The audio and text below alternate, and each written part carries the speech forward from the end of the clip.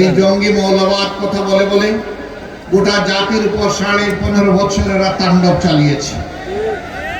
স্বাধীনতার পক্ষ এবং বিপক্ষের শক্তিতে দেশকে জাতিকে বিভক্ত করেছে।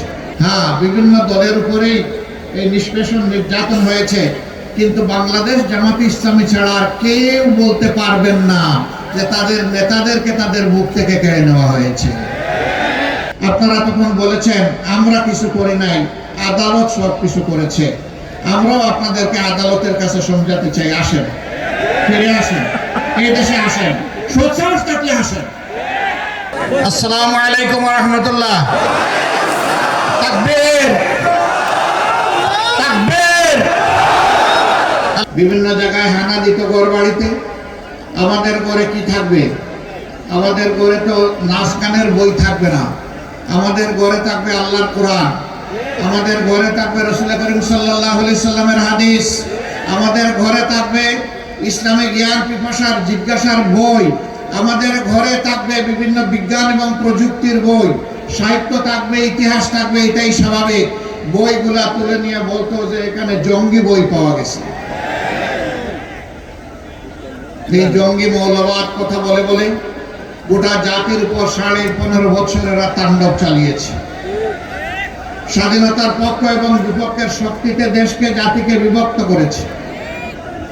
বিভিন্ন ধর্মের মধ্যে বিভক্তি টেনে, এই বন্ধুরা, ও বন্ধুরা, ইন্নাল্লাহা মা'আস সাবিরিন, এই সাংবাদিক ভাইয়েরা পেশাগত দায়িত্ব পালন করছে, এই সুযোগ দিতে হবে, এই সুযোগ দিতে হবে, এবং সবরের ফল আল্লাহ আপনাদেরকে দান করবেন। অতএব চুপ করে শুনতে থাকেন, যতটুকু পারেন মন ভরে দেখতে থাকেন। হ্যাঁ, বলছিলাম যে এইভাবে জাতির উপর তাণ্ডব চালানো হয়েছিল। এক এক করে আমাদের 11 জন শীর্ষ নেতাকে দুনিয়া থেকে বিদায় করা হয়েছে। হ্যাঁ, বিভিন্ন দলের উপরেই এই নিষ্পেষণ নির্যাতন হয়েছে, কিন্তু বাংলাদেশ জামাত ইসলামী ছাড়া আর কেউ বলতে পারবেন না যে তাদের নেতাদেরকে তাদের মুখ থেকে কেড়ে নেওয়া হয়েছে। আমাদের সবগুলো অফিস পুরোটা সময় জুড়ে 15.5 বছর আমাদেরকে খুলতে দেওয়া হয়নি, বসতে দেওয়া হয়নি, দলীয় কার্যক্রম চালাতে দেওয়া হয়নি। আমাদের অফিসগুলোকে সিল করে রাখা হয়েছিল। এটাও আর কোনো দল বলতে পারবে না। ছাত্র জনতার অভ্যুত্থানের মুখে, বিপ্লবের মুখে সরকার দিশাহারা হয়ে 1 আগস্ট 2024 সাল আমাদের দলকে নিষিদ্ধ ঘোষণা করেছিল। অন্য কারো দলকে নিষিদ্ধ ঘোষণা করা হয় নাই। তাহলে আপনারাই বলুন, বাংলাদেশের সবচেয়ে বড় মজলুম দল কোনটা? আবার বলেন কোনটা? জামাত ইসলামী।